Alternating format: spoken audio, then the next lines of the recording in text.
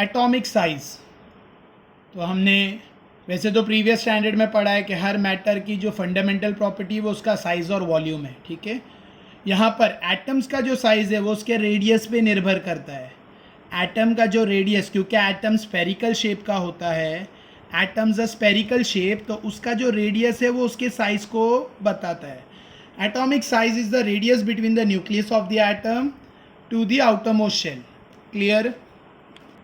देखो मैंने मैग्नीशियम का एक सैंपल ड्रॉ किया, मतलब मैग्नीशियम का एक एटम ड्रॉ किया है, ठीक है। मैग्नीशियम का एटम ड्रॉ किया है प्रोटॉन न्यूट्रॉन सेंटर में। दिस इज माय न्यूक्लियस, ठीक है। फर्स्ट ऑर्बिट में 2 इलेक्ट्रॉन है, दूसरी ऑर्बिट में 8 इलेक्ट्रॉन है, तीसरी ऑर्बिट में 2 इलेक्ट्रॉन है, क्योंकि मैग्नीशियम 12 रहता है। मैग्नीशियम का एटॉमिक नंबर 12 है। 12 मतलब इलेक्ट्रॉनिक कॉन्फ़िगरेशन है 282। ये मैग्नीशियम का इलेक्ट्रॉनिक कॉन्फ़िगरेशन है। सोडियम रहेगा तो 281, एल्यूमिनियम है तो 283, ठीक है। मुझे थर्ड पीरियड पूरा याद है, इसके लिए मैं डायरेक्टली बता रहा हूँ। सो अभी एटॉमिक रेडियस क्या होता है मेरे को वो बताना है। Atomic radius is the nucleus से लेकर आउटरमोस्ट शेल तक, न्यूक्लियस से लेकर आउटरमोस्ट शेल तक के डिस्टेंस को कहते हैं एटॉमिक रेडियस। एटॉमिक, इस रेडियस को कहते हैं एटॉमिक रेडियस, ठीक है। अभी देखो मैंने ये जो ड्रॉ किया है ये सर्कल में ड्रॉ किया, लेकिन एटम सर्कुलर नहीं रहता है, स्पेरिकल रहता है। स्पीयर में ड्रॉ नहीं कर सकता, स्पीयर जैसे बॉल, ठीक है। स्पीयर स्पेरिकल पूरा राउंड, तो यहाँ पे तो हम लोग उसको सर्कल फॉर्म में ड्रॉ कर रहे हैं। तो न्यूक्लियस से आउटरमोस्ट शेल, ये आउटरमोस्ट शेल है, लास्ट शेल को आउटरमोस्ट शेल कहते हैं। First shell, second shell, third shell, तो थर्ड शेल इसमें आउटरमोस्ट शेल है। 1 2 3 शेल है, 3 ऑर्बिट्स, लास्ट ऑर्बिट में 2 इलेक्ट्रॉन। तो न्यूक्लियस से लेकर आउटरमोस्ट शेल तक। देखो एक चीज़, ये डायग्राम में हम लोग जो इलेक्ट्रॉन ड्रॉ करते हैं ये एक जगह पे दिख रहे हैं, वैसे एक जगह पे रुके नहीं रहते, कंटिन्यूस घूमते रहते हैं, और रिंग में नहीं घूमते हैं, ऑर्बिट में घूमते हैं, ठीक है, ठीक है। जैसे ये न्यूक्लियस है तो एक इलेक्ट्रॉन ऐसा घूम रहा है और एक इलेक्ट्रॉन ऐसा घूम रहा है, और एक इलेक्ट्रॉन, न्यूक्लियस है और एक इलेक्ट्रॉन ऐसा ऑर्बिट में घूम रहा है, सपोज ऊपर से नीचे जा रहा है और फिर वापस ऊपर आ रहा है, और एक इलेक्ट्रॉन ऐसा घूम रहा है और एक इलेक्ट्रॉन फिर ऐसा अलग अलग ऑर्बिट में घूमते हैं, और पूरा एटॉमिक स्फीयर की तरह दिखने लगता है, पूरा एटॉमिक स्फीयर की तरह दिखने लगता है। एटम हॉलो रहता है, एटम अंदर से हॉलो रहता है, जो उसका मेन मास है वो इधर है न्यूक्लियस में, लेकिन इलेक्ट्रॉन कंटिन्यूस घूमते रहते तो एक स्पेरिकल शेप दिखता है। जैसे फैन देखा है तुमने अपने घर में, जो फैन लगा हुआ है, तुम्हारे घर में फैन देखा होगा, फैन ऑफ है तो क्या दिखता है, सर्कल दिखता है, नहीं 3 ब्लेड्स दिखती है। फैन का बीच में सेंटर है और 3 ब्लेड्स है, ब्लेड्स, करेक्ट है। फैन ये तो देखा होगा, 3 या 4 ब्लेड जो भी होगी, लेकिन जब फैन ऑन होता है तो सारी ब्लेड घूमने लगती है और क्या दिखता है, सर्कल दिखता है। फैन नहीं दिखता, फिर ब्लेड नहीं दिखती, फिर सर्कल दिखता है। वैसा इलेक्ट्रॉन कंटिन्यूस रिवॉल्व होते हैं और एक स्पेरिकल शेप दिखता है, स्पेरिकल शेप, ऑलराइट। और उसका मेन मास न्यूक्लियस में है, that is proton and neutron, ठीक है। अच्छा वो ये ध्यान रखो, एटम के न्यूक्लियस से आउटरमोस्ट शेल तक के डिस्टेंस को कहते हैं रेडियस, ठीक है। तो मैं अब ये सब रीड नहीं कर रहा हूं, मैं डायरेक्ट बताते जाऊंगा, ठीक है। Atomic radius is expressed in, atomic radius का यूनिट है पिकोमीटर। क्या यूनिट है, पिकोमीटर। पिकोमीटर बहुत छोटा होता है, इवन नैनोमीटर से भी छोटा होता है, नैनोमीटर से भी छोटा होता है। हम लोग को नैनोमीटर देखने के लिए माइक्रोस्कोप चाहिए, तो पिकोमीटर उससे भी छोटा, माइक्रोमीटर से भी छोटा। एक पिकोमीटर 10⁻12 मीटर होता है, 10⁻−12, 10⁻−12 यानी 1 के, यानी 0.12 डालो और फिर 1 डालो, 0.00000001 मीटर, इतना छोटा रहता है।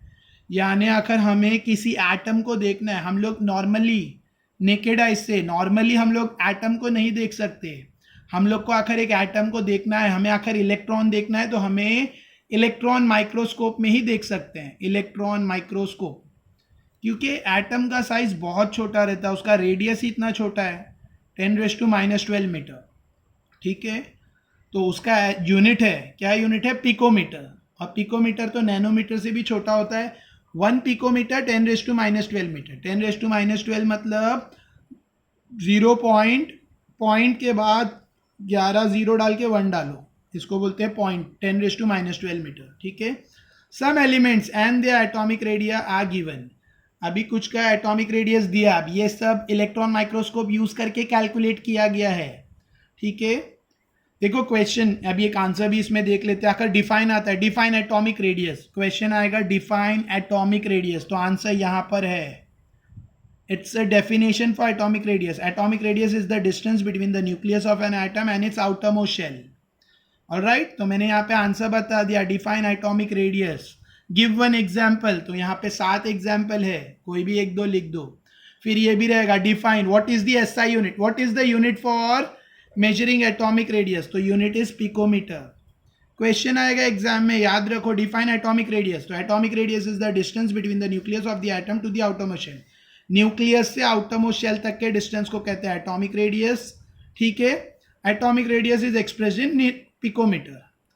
एटम का साइज एटॉमिक रेडियस पे डिपेंड करता है। आखिर क्वेश्चन है what is an atom, right a note on atomic size, right a note on atomic size, तो हम लोग लिखेंगे atomic size depends on atomic radius, atomic size depends on atomic radius, और atomic radius is the distance between the nucleus of an atom to the outermost shell, ठीक है।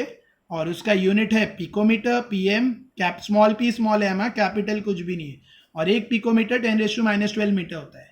Example, oxygen का radius 66 picometre है, boron का 88 है, carbon का 77 है, nitrogen का 74 है, बेरिलियम का 111 और लिथियम का 152, ठीक है।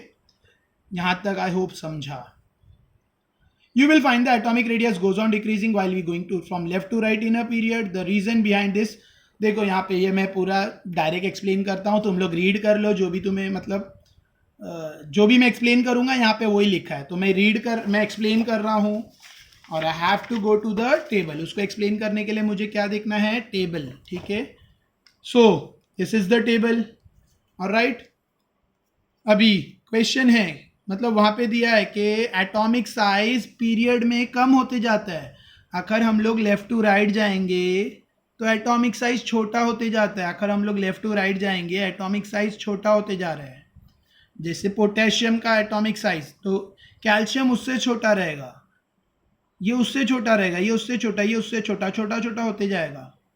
अगर हम लोग लेफ्ट टू राइट देखेंगे टेबल में तो atomic size goes on decreasing, ठीक है। यहाँ पे लिखा है और मैं उसको एक्सप्लेन करूंगा क्यों डिक्रीज होता है, ठीक है। Atomic radius goes on, atomic radius कम होएगा मतलब साइज कम होगा। Atomic radius goes on decreasing while we go from left to right with in a period. The reason behind this is as follow, इसके पीछे का रीजन क्या है, ठीक है। तो ये रीड कर सकते हो, रीजन मैं यहाँ एक्सप्लेन कर रहा हूँ। देखो एटॉमिक साइज लिथियम का बेरिलियम से बड़ा है, बेरिलियम बोरॉन से बड़ा है साइज में, क्योंकि रेडियस कम होते जा रहा है। बोरॉन का रेडियस कार्बन के रेडियस से बड़ा है, और छोटा नाइट्रोजन, और छोटा ऑक्सीजन, छोटा होते जा रहा है। मतलब लिथियम इतना बड़ा है साइज में सपोज, तो बेरिलियम उससे थोड़ा छोटा रहेगा, बोरॉन उससे और छोटा रहेगा, कार्बन और छोटा है, नाइट्रोजन और छोटा है, ठीक है। ये मैंने ऐसी एग्जाम्पल के तौर पर ड्रॉ किया है, मतलब इतना छोटा फास्ट नहीं हो रहा है, लेकिन अब ड्रॉ कर रहा हूँ मैंने ऐसी एग्जाम्पल। तो क्यों छोटा हो रहा है, what is the reason. Exam में क्वेश्चन आता है atomic size goes on decreasing, give reason, और क्वेश्चन नंबर 1 रहेगा, गिव रीजन रहेगा और क्वेश्चन रहेगा atomic size goes on decreasing as we go from left to right in a period. Reason, the reason is force, nuclear force of attraction. क्या reason है, nuclear force of attraction, nuclear force of attraction. अब वो मैं explain कर रहा हूँ क्या है न्यूक्लियर फोर्स ऑफ अट्रैक्शन। देखो लिथियम ड्रॉ करता हूँ, लिथियम Li, लिथियम में 3 इलेक्ट्रॉन रहते हैं टोटल, उसका एटॉमिक नंबर 3 है, 3 मतलब इलेक्ट्रॉनिक कॉन्फ़िगरेशन 2,1। ड्रॉ करता हूँ पहली ऑर्बिट, ये न्यूक्लियस है, पहली ऑर्बिट में 2 इलेक्ट्रॉन और दूसरी ऑर्बिट में 1 इलेक्ट्रॉन, सिर्फ 1 इलेक्ट्रॉन, ठीक है, ऑलराइट। उसके बाद है बेरिलियम, बेरिलियम भी ड्रॉ करता हूँ, बी वो है 4, एटॉमिक नंबर 4, इलेक्ट्रॉनिक कॉन्फ़िगरेशन 2,2, ठीक है। तो 4, 2,2 न्यूक्लियस, पहली ऑर्बिट में 2 इलेक्ट्रॉन, दूसरी ऑर्बिट में भी 2 इलेक्ट्रॉन, ठीक है। फिर उसके बाद बेरिलियम के बाद है बोरॉन। बोरॉन भी ड्रॉ कर देता हूँ, 3 ड्रॉ करता हूँ ताकि तुम्हें अच्छे से समझे। उसके बाद है बोरॉन, सेंटर में न्यूक्लियस, ठीक है, न्यूक्लियस है बोरॉन का, पहली ऑर्बिट में 2 इलेक्ट्रॉन और दूसरी ऑर्बिट में 3 इलेक्ट्रॉन। सॉरी गंदा हो गया थोड़ा सा, कैंसिल करके बाजू में बोरॉन ड्रॉ करते हैं, ठीक है। न्यूक्लियस पहली ऑर्बिट में 2 इलेक्ट्रॉन, ठीक है, और दूसरी ऑर्बिट में 3 इलेक्ट्रॉन, बोरॉन 5, दूसरी ऑर्बिट में 1 2 3 इलेक्ट्रॉन, ठीक है, बोरॉन 5, ठीक है, 2,3। अभी देखो इसका साइज बड़ा है, बेरिलियम उससे छोटा है, बोरॉन उससे छोटा है, उसके बाद जो रहेगा वो उससे छोटा रहेगा। बोरॉन के बाद कार्बन है वो और छोटा होएगा, उसके बाद जो भी एलिमेंट है लाइन से छोटे होते जाएंगे। क्यों छोटे हो रहे हैं? Due to nuclear force of attraction. देखो ये जो न्यूक्लियस है ये पॉजिटिव चार्ज प्रोटॉन है, न्यूक्लियस है वो क्या है? Positive charge proton. लिथियम में 3 प्रोटॉन है और 3 इलेक्ट्रॉन है। प्रोटॉन पॉजिटिव चार्ज रहते हैं, इलेक्ट्रॉन नेगेटिव चार्ज रहते हैं, ठीक है। तो आउटर मोस्ट ऑर्बिट में 1 ही इलेक्ट्रॉन है, फर्स्ट ऑर्बिट में 2 इलेक्ट्रॉन है वो तो ठीक है, सेकेंड ऑर्बिट 2 शेल है, 2 ऑर्बिट है, सेकेंड ऑर्बिट का इलेक्ट्रॉन है, और तो जो खींच रहा है न्यूक्लियस, इलेक्ट्रॉन क्यों न्यूक्लियस के अंदर घूमता है, इलेक्ट्रॉन क्यों एटम के अंदर गोल गोल घूमता है? Due to nuclear force. कोई भी इलेक्ट्रॉन अपनी मर्जी से एटम को छोड़कर बाहर नहीं जा सकता, क्योंकि वो न्यूक्लियस से बंधा है। सेम जैसे अर्थ सन से बंधा है, सन की ग्रेविटी से अर्थ उसके अराउंड घूमता रहता है, रिवॉल्व होते रहता है सन की ग्रेविटी से, वैसा ही न्यूक्लियस से इलेक्ट्रॉन बंधे हैं और इसे कहते हैं न्यूक्लियर फोर्स ऑफ अट्रैक्शन। अच्छा, यहाँ पे 3 फोर्स ऑफ न्यूक्लियर, यहाँ पे 3 अट्रैक्टिव फोर्सेस है, 3 पॉजिटिव चार्ज 3 नेगेटिव चार्ज को अट्रैक्ट कर रहे हैं, ठीक है। बेरिलियम में देखो 4 negative charge, 4 positive charge 4 negative charge को अट्रैक्ट कर रहे हैं। 2 ही शेल है, 2 ही ऑर्बिट है, लेकिन फोर्स ज़्यादा हो रहा है। अच्छा, बोरॉन में देखो, बोरॉन में शेल तो 2 ही है, लेकिन 5 पॉजिटिव चार्ज, 5 प्रोटॉन 5 इलेक्ट्रॉन को खींच रहे हैं, ठीक है। तो ये जो फोर्स बढ़ता जा रहा है, इसकी वजह से एटम कॉम्पैक्ट होते जा रहा है, कॉम्प्रेस होते जा रहा है, सुकड़ता जा रहा है, तो एटॉमिक साइज कम होते जाएगा। अगर हम लोग पीरियड में देखें from left to right, left side से स्टार्ट करें और राइट साइड में जाते जाएंगे तो एटम का साइज सुकड़ता जाएगा, ठीक है। देखो मैं एक और एग्जांपल लेता हूँ, डायरेक्ट लास्ट वाला, फ्लोरीन का एग्जांपल लेता हूँ। फ्लोरीन कितना है? 9, ऑलराइट, फ्लोरीन 9, तो 9 है फ्लोरीन, तो फ्लोरीन 9 है तो उसका न्यूक्लियस, ठीक है, फर्स्ट ऑर्बिट में 2 इलेक्ट्रॉन, दूसरी ऑर्बिट में देर आर 7 इलेक्ट्रॉन्स, 9 है ना, तो न्यूक्लियस फर्स्ट ऑर्बिट में 2 इलेक्ट्रॉन, दूसरी ऑर्बिट में 7 इलेक्ट्रॉन्स, मैंने गलती से एक एक्स्ट्रा 8 ड्रॉ कर दिया हूँ, ठीक है। यह फ्लोरीन 9 है, 9 मीन्स इलेक्ट्रॉनिक कॉन्फ़िगरेशन 2,7। अब इसकी आउटर मोस्ट ऑर्बिट में 7 इलेक्ट्रॉन्स है, तो इसमें 7 पॉजिटिव चार्ज, 7 प्रोटॉन है और 7 इलेक्ट्रॉन है, 7 पॉजिटिव चार्ज 7 नेगेटिव चार्ज, यानी ज़्यादा इसका न्यूक्लियस जो 7 प्रोटॉन वाला है ये 7 इलेक्ट्रॉन को ज़्यादा फोर्स से खींचेगा, ज़्यादा ताकत से खींचेगा, जिसकी वजह से फ्लोरीन एकदम छोटे साइज का होगा, ठीक है। मतलब अगर हम लोग लिथियम का साइज और फ्लोरीन का साइज कंपेयर करें तो लिथियम बहुत बड़ा रहता है फ्लोरीन से, लिथियम बड़ा दिखता है फ्लोरीन से, लेकिन लिथियम में तो कम इलेक्ट्रॉन है, सिर्फ 3 ही है, 3 प्रोटॉन 3 इलेक्ट्रॉन है, और फ्लोरीन में तो 9 प्रोटॉन 9 इलेक्ट्रॉन है। तो हिसाब बोलते ना, जिसमें ज़्यादा माल है, इसमें ज़्यादा इलेक्ट्रॉन है, ज़्यादा मटेरियल है, तो ये बड़ा दिखना चाहिए, लेकिन और लिथियम छोटा दिखना चाहिए, लेकिन वैसा नहीं है। जैसा जैसा इलेक्ट्रॉन ऐड होंगे सेम शेल में, शेल उतनी ही चाहिए 2 शेल, तो सेम शेल में जैसे जैसे इलेक्ट्रॉन ऐड होते जाते हैं वैसा वैसा न्यूक्लियर फोर्सेस ऑफ अट्रैक्शन बढ़ते जाता है, जिसकी वजह से इलेक्ट्रॉन का, एटम का साइज सुकड़ता जाता है, यानी स्मॉल स्मॉल स्मॉल होता है। आई होप समझा, ठीक है। इससे बेटर हार्डली कोई एक्सप्लेन कर सकता है, ठीक है, कर सकते हैं, I don't know, animated videos use करके तो और अच्छे से एक्सप्लेन कर सकते हैं, जो मैं मोस्टली मेरी क्लासरूम में करता हूँ, ठीक है। बट यहाँ पर मोबाइल पे वीडियो बनाना बहुत डिफ़िकल्ट है, फिर भी I am trying my best, hope समझ में आएगा। लिथियम का साइज़ बड़ा है, लिथियम का एटॉमिक साइज बड़ा है, एटॉमिक रेडियस बड़ा है, एटॉमिक साइज बड़ा है लिथियम का फ्लोरीन से। द रीज़न इज इसके अंदर कम इलेक्ट्रॉन है, कम प्रोटॉन है, तो इसके अंदर न्यूक्लियर फोर्स कम है। और फ्लोरीन में ज़्यादा प्रोटॉन ज़्यादा इलेक्ट्रॉन है। शेल दोनों में दो ही है, दोनों दो दो शेल वाले ही है, लेकिन इसमें ज़्यादा न्यूक्लियर फोर्सेस ऑफ अट्रैक्शन होने की वजह से ये कॉम्पैक्ट हो जाता है। मतलब इसके इलेक्ट्रॉन ज़्यादा खींचे, अब प्रोटॉन न्यूट्रॉन की न्यूक्लियस की तरफ इलेक्ट्रॉन ज़्यादा खींचे जाते हैं, तो इसलिए लिथियम बड़ा दिखता है और फ्लोरीन छोटा दिखता है। लिथियम बड़ा दिखता है साइज में और फ्लोरीन छोटा दिखता है। ठीक है, इलेक्ट्रॉन इसमें ज़्यादा है, प्रोटॉन इसमें ज़्यादा है, इसमें प्रोटॉन और इलेक्ट्रॉन कम है, लेकिन ज़्यादा प्रोटॉन और न्यूट्रॉन कम प्रोटॉन, ज़्यादा प्रोटॉन और न्यूट्रॉन की वजह से ज़्यादा फोर्सेस, न्यूक्लियर फोर्सेस ज़्यादा रहता है, जिसकी वजह से इलेक्ट्रॉन ज़्यादा खींचे जाते हैं, मतलब न्यूक्लियस की तरफ ज़्यादा अट्रैक्टेड रहते हैं, और इसकी वजह से ये कॉम्पैक्ट यानी सिकुड़ा हुआ दिखता है, यानी स्मॉल साइज दिखता है, इसका एटॉमिक रेडियस कम दिखता है। ठीक है, तो मैंने इसका फर्स्ट और लास्ट समझाया।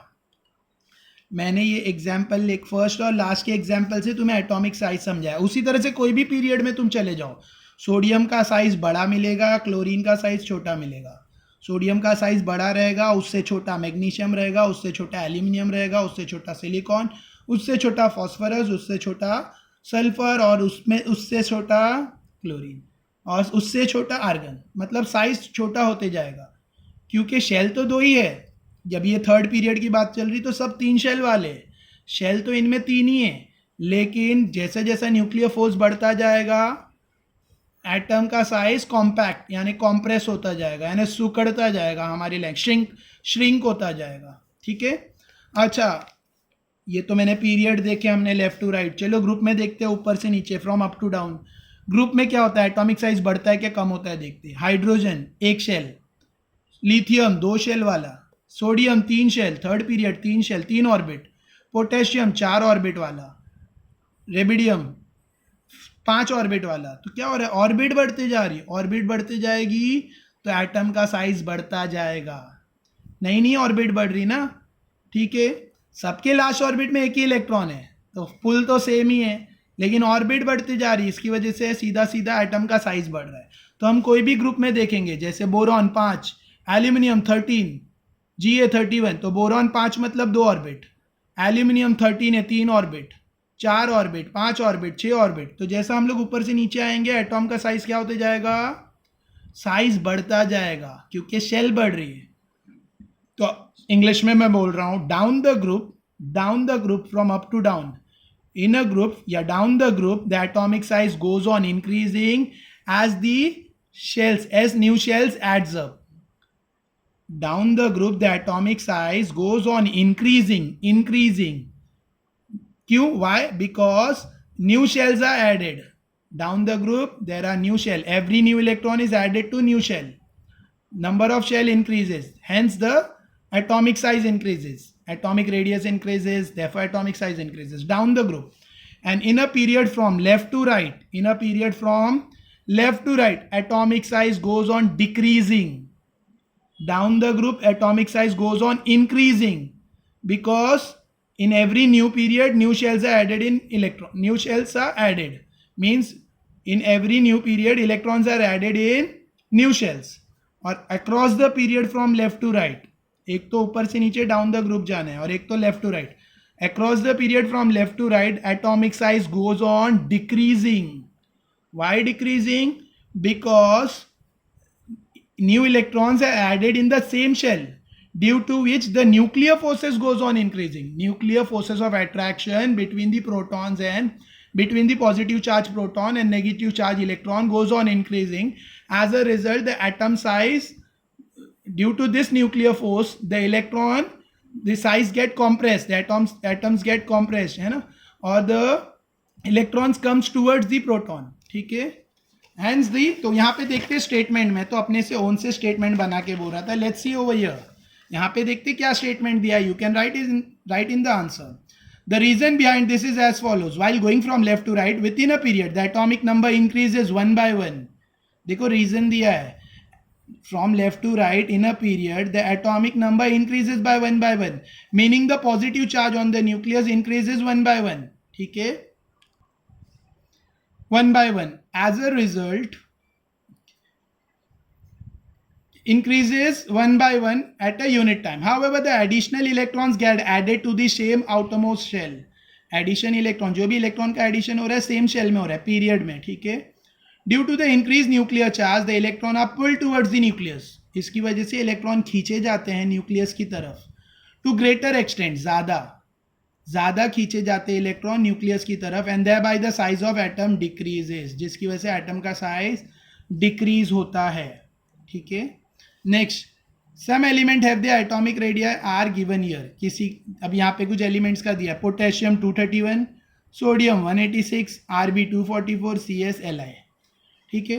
अब ये सीक्वेंस में नहीं दिया, सीक्वेंस में दिया होता तो और अच्छा रहता. By referring the modern periodic table find out the group to which above the element belong. अच्छा, ये दिया है और ये कौन से ग्रुप में है ये तुमको बताना है. There is a question. फिर आगे और क्वेश्चन दिया, arrange the above element vertically downward in an increasing order of atomic radii है, ठीक है. This are some question. ये तुमको इसके हिसाब से इसको अरेंज करना है और जो बोला है बिगेस्ट कौन सा है, स्मॉलेस्ट कौन सा है, वो तुम्हें ये 5 क्वेश्चन सॉल्व करना है, ठीक है. There are 5 questions over here. ये टेबल देखकर, ये चार्ट देखकर you have to answer this 5 question, वो तुम्हें करना है, ठीक है. नेक्स्ट, यहाँ पे भी कुछ क्वेश्चन है. By referring to the modern periodic table find out the period to which the above element. अच्छा, देखो यहाँ पर भी ये टेबल दिया है, ठीक है, और यूज योर ब्रेन, तो ये तुम्हारे लिए कुछ दिया है 5 क्वेश्चंस. अगेन ये भी तुम्हें करना है, ये भी तुम्हें अंडरस्टैंड करके करना है. You will find that while going, और ये भी मैं एक्सप्लेन कर चुका हूँ. आकर नीचे, ऊपर से नीचे जब जाएंगे पीरियड में, जब हम लोग डाउन द ग्रुप जाएंगे, डाउन द ग्रुप ऊपर से नीचे, तो एटॉमिक साइज क्यों बढ़ते जाएगा. अगर हम लोग ऊपर से नीचे जाएंगे डाउन द ग्रुप तो एटॉमिक साइज बड़ा होते जाता है. क्यों? क्योंकि जैसा जैसा हम लोग नीचे जाएंगे नई शेल में इलेक्ट्रॉन ऐड हो रहा है, एक एक शेल बढ़ते जा रही है. जैसा हम लोग डाउन द ग्रुप जा रहे हैं शेल बढ़ती जा रही है. तो वही चीज़ यहाँ पे लिखी है, ठीक है. You will find that while going down the group, the atomic size goes on increasing. This is because while going down the group, a new shell is added. Therefore, the distance between the outermost electron and the nucleus goes on increasing. As a result, the atomic size increases in spite the increased nuclear charge. समझा? ठीक है. तो down the group के लिए यह answer है. Down the group atomic size क्यों बढ़ता जाता है, रीजन यहाँ दिया है. और across the period atomic size क्यों छोटा होते जाता है, रीजन याद दिया है. Alright, so by that I have finished page number 25, ठीक है. Page number 26, this is about metallic and non metallic character. देखो, metallic character left to right goes on decreasing. यहाँ से स्टार्ट. एग्जाम्पल, लिथियम अच्छा metal है, high level का metal है. Beryllium उससे लो लेवल का मेटल है. बोरॉन और कम मेटालिक कैरेक्टर वाला है. कार्बन और कम, ठीक है. मेटलॉइड है, यहाँ से मेटलॉइड, नॉन मेटल. तो लेफ्ट टू राइट जब हम लोग जाएंगे मेटालिक कैरेक्टर कम होते जाता है, नॉन मेटालिक कैरेक्टर बढ़ते जाता है. सोडियम हाई लेवल का मेटल है. मैग्नीशियम सोडियम से कम रिएक्टिविटी वाला है, सोडियम से लो पावर है, लेकिन एल्यूमिनियम से ज़्यादा है. एल्यूमिनियम मेटल है, लेकिन ये दोनों से लो पावर है. Silicon metalloid. Phosphorus non metal, low power non metal, low characteristic, low strength का मेटल है, लो स्ट्रेंथ या लो रिएक्टिविटी वाला, low reactivity non metal. Sulphur phosphor से ज़्यादा रिएक्टिविटी वाला है, लेकिन क्लोरीन से कम. Chlorine highly reactive non metal. और उसके बाद inert gas, do not react. तो क्वेश्चन ये है, टॉपिक ये है कि जब हम लोग लेफ्ट टू राइट जाते हैं तो मेटालिक कैरेक्टर कम होता जाता है और नॉन मेटालिक कैरेक्टर बढ़ता जाता है. जब हम लोग लेफ्ट टू राइट जाते हैं विद इन अ पीरियड तो मेटालिक कैरेक्टर कम होते जाएगा, कम हो रहा है. सोडियम हाई, उससे लो. मेटालिक कैरेक्टर कम हुआ. मेटालिक कैरेक्टर एकदम कम हो गया, मेटलॉइड बन गया, ठीक है. और नॉन मेटालिक कैरेक्टर बढ़ते जा रहा है. ये नॉन मेटल है, ठीक है. ये उससे हाई लेवल का नॉन मेटल है, ये उससे हाई लेवल का नॉन मेटल है, ठीक है. अब ये जो मेटालिक कैरेक्टर रहता है वो डिपेंड करता है रिएक्टिविटी पर. सोडियम ज़्यादा रिएक्टिव है मैग्नीशियम से, क्योंकि इसके लास्ट ऑर्बिट में 1 इलेक्ट्रॉन है, उसको एक डोनेट करना है और सैचुरेट हो जाना है. मैग्नीशियम को 2 इलेक्ट्रॉन डोनेट करके सैचुरेट होना है. एल्यूमिनियम को 3 इलेक्ट्रॉन डोनेट करके सैचुरेट होना है. मैंने देखो सोडियम और क्लोरीन का लास्ट वीडियो में पूरा बॉन्ड बताया है, किसी ने नहीं देखा है तो चैनल की प्लेलिस्ट में जाके देख सकता है कि how sodium chloride bond is form. Sodium एक डोनेट करता है, क्लोरीन एक एक्सेप्ट करता है, सोडियम क्लोराइड बॉन्ड बनता है। This is called ionic bond. तो सोडियम ईजिली एक इलेक्ट्रॉन डोनेट कर देता है, ठीक है, एक ही उसको डोनेट करना है तो एक ईजिली डोनेट करता है। अच्छा तुम्हें ये बता दूं, जो एलिमेंट, ये भी मैं पिछले वीडियो में बता चुका हूँ, फिर भी वापस रिपीट कर रहा हूँ, जो इलेक्ट्रॉन डोनेट करते हैं वो रहते हैं मेटल्स, जिनको सैचुरेट होने के लिए इलेक्ट्रॉन डोनेट करना पड़ता है वो कहलाए जाते हैं मेटल्स। और जो सैचुरेट होने के लिए इलेक्ट्रॉन लेते हैं उसे कहते हैं नॉन मेटल्स।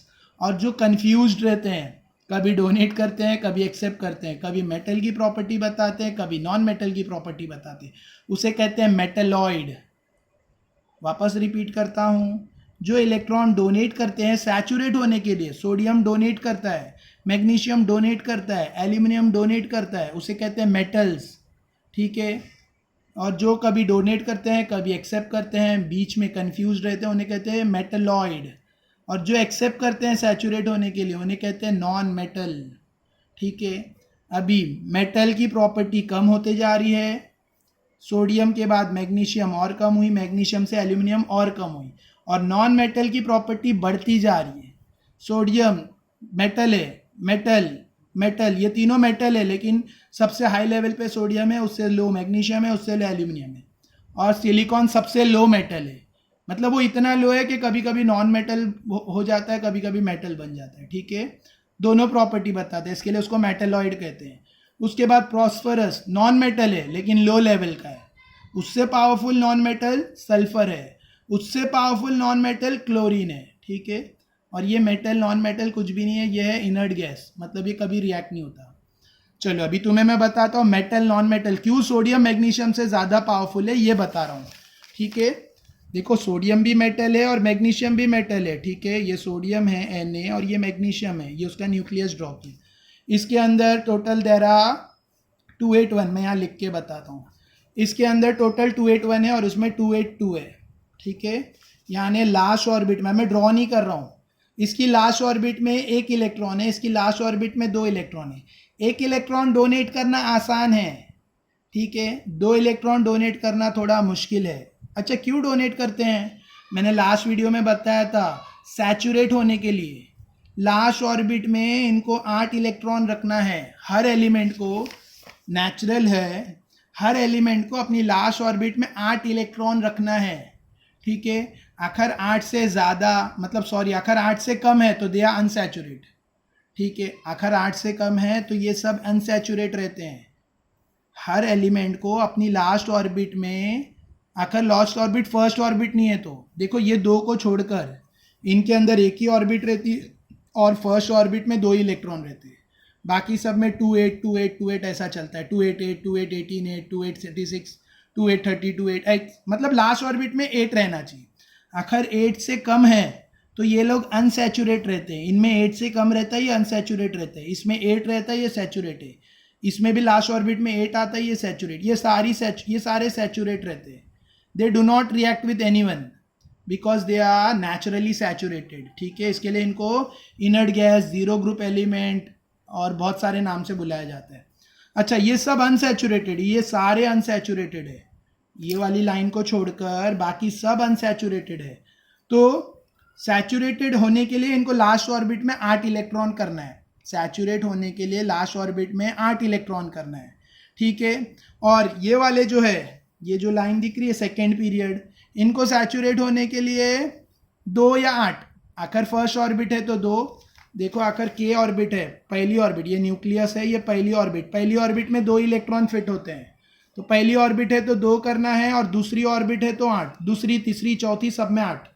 सैचुरेट होने के लिए आखिर एक ही ऑर्बिट है तो 2 इलेक्ट्रॉन चाहिए, और second third fourth fifth six जितनी भी ऑर्बिट है उसके बाद सब में 8, तो सैचुरेट होगा, नहीं तो सैचुरेट नहीं होगा। सैचुरेट मतलब सुकून नहीं मिलेगा उसको, पर अनसैचुरेट मतलब परेशान रहेगा, ठीक है। अब जैसे सोडियम 281 तो अनसैचुरेट है, क्यों, क्योंकि उसको ये एक इलेक्ट्रॉन की जगह 8 होना चाहिए था, तो इसको और 7 चाहिए, कोई 7 इलेक्ट्रॉन डोनेट नहीं करता है, तो ये सोडियम क्या करता है, अपना एक इलेक्ट्रॉन किसी और को देके बन जाता है 28, सीधा एक ऑर्बिट ही कम कर डालता है, ठीक है, और क्या बन जाता है 28, ठीक है। अभी कोई सोच रहा है सर ये एलिमेंट्स में लाइफ रहती क्या, इक्वेशन पैदा होता है सर ये लिविंग ऑर्गेनिज्म है क्या, ये कैसे सैचुरेट ये वो, तो ये नेचुरल है, इसके लिए तो इसके बारे में पढ़ा जा रहा है। ये इनके अंदर लाइफ नहीं है लेकिन मोशन हो रहा है। कोई भी जब भी तुम एक एटम को इलेक्ट्रॉन माइक्रोस्कोप में देखोगे तो बीच में न्यूक्लियस है और इलेक्ट्रॉन गोल गोल घूम रहे हैं, तो जब मोशन हो रहा है तो कुछ तो है इसके अंदर। जब मोशन हो रहा है मतलब एलिमेंट के अंदर कुछ तो है कि मोशन हो रहा है, ये लोग में लेन देन चल रहा है, लेन देन होता है। जैसे सोडियम में एक इलेक्ट्रॉन है तो ये अपना एक इलेक्ट्रॉन डोनेट कर देगा और क्या बन जाएगा 2 8। उसी तरह से 2 8 और क्या लिखा जाएगा Na+, क्योंकि प्लस चार्ज एक इलेक्ट्रॉन डोनेट किया तो उसके ऊपर एक प्लस चार्ज आएगा, यानी एक प्रोटॉन उसका ज़्यादा है इलेक्ट्रॉन से। उसी तरह से मैग्नीशियम को सैचुरेट होना है तो क्या करेगा, 2 इलेक्ट्रॉन किसी को भी डोनेट करेगा तो मैग्नीशियम बन जाएगा 2 8 और लिखा जाएगा Mg2+। क्यों 2+? 2+ भी लिख सकते हैं या ऐसा 2 बार प्लस साइन भी डाल सकते हैं। तो Mg++ या Mg2+ क्यों हो जाएगा, सैचुरेट होने के लिए। ये 2 इलेक्ट्रॉन डोनेट कर देगा, ठीक है। सपोज ये मेरा मैग्नीशियम है, सपोज मैग्नीशियम, तो लास्ट ऑर्बिट में 2 इलेक्ट्रॉन है तो ये 2 इलेक्ट्रॉनों को डोनेट कर देगा, दोनों इलेक्ट्रॉन दे देगा और इसकी एक ऑर्बिट कम हो जाएगी और सिर्फ अब 2 ऑर्बिट बचेगी। ये उसका मेटालिक और non metallic character. Sodium high level metal, उससे लो लेवल मेटल और low level metal. Silicon confused, मतलब मेटल है, कभी मेटल प्रॉपर्टी कभी non metal. Phosphorus non metal but low level. Sulphur उससे हाई लेवल का नॉन मेटल, क्लोरीन उससे high level का non metal, and this is inert gas, ये reaction में पार्ट नहीं लेता है, ठीक है। सो मेटालिक कैरेक्टर कम होते जा रहा है, नॉन मेटालिक कैरेक्टर बढ़ता जा रहा है। Metallic character left to right कम होते जा रहा है और नॉन मेटालिक कैरेक्टर बढ़ता जा रहा है। सो यही ये 2 पेजेस में दिया है, ठीक है। Last 2 pages, page number 26 and 27, you can read. कुछ डाउट है तो आई एम देयर, ठीक है। सेम जो मैंने अभी एक्सप्लेन किया इट्स रिटन ओवर देयर, और फिर ये क्वेश्चन आंसर सॉल्व करना है, ठीक है। अब जो मैंने अभी तक जो वीडियो बनाया उन सब में ये सब मतलब ये सारे क्वेश्चन के आंसर सारे वीडियो में है। अभी तक जो मैंने वीडियोस बनाए हैं वो सब ध्यान से देखो, ये चैप्टर पे जितने भी वीडियोस बनाए तो ये क्वेश्चन के सारे answer you are going to find over there, सारे आंसर्स मिल जाएंगे तुम्हें वहाँ पर, ठीक है। आई होप समझा, अभी तक जो वीडियो एक्सप्लेनेशन हुआ समझा। देखो बहुत सारे इसमें ना MCQ और ऑब्जेक्टिव्स टाइप क्वेश्चन है, मतलब सब अंडरस्टैंडिंग बेस्ड है, रट्टा बेस्ड कुछ भी नहीं मिलेगा, कुछ भी रट्टा करके कुछ फ़ायदा भी नहीं है, कुछ मतलब भी नहीं है। तो समझो, और समझने के लिए अब तक जो वीडियो बना है सब देखो, ठीक है। 3-4 पार्ट्स में वीडियो बने हैं, सब देखो और सबका आंसर फिर, जैसे मेंडली पीरियोडिक लॉ मैंने इसके पहले वाले वीडियो में बताया, structure of modern periodic table, मतलब टोटल 18 एलिमेंट्स, 18 बॉक्सेज है और 18 ग्रुप्स है, 7 पीरियड्स है, लेंथिनाइट एक्टिनाइट्स नीचे है, ऐसा वो सब इसमें डिस्क्राइब करना है बस। तो सारे वीडियोस में मतलब ये एक्सप्लेनेशन हो चुका है, तो you will easily find this answer, इसका आंसर तुम्हें ईजिली मिलेगा। लेकिन सारे वीडियोस देखो स्टार्ट टू लास्ट। हाँ, कि कोई डायरेक्ट ये वीडियो देख रहा है, इसके पहले वाला वीडियो नहीं देखा तो चैनल के प्लेलिस्ट में अवेलेबल है, ठीक है। आई होप समझा, ठीक है।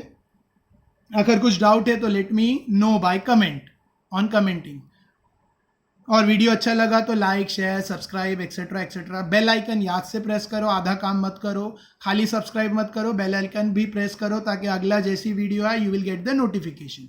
Alright, thank you.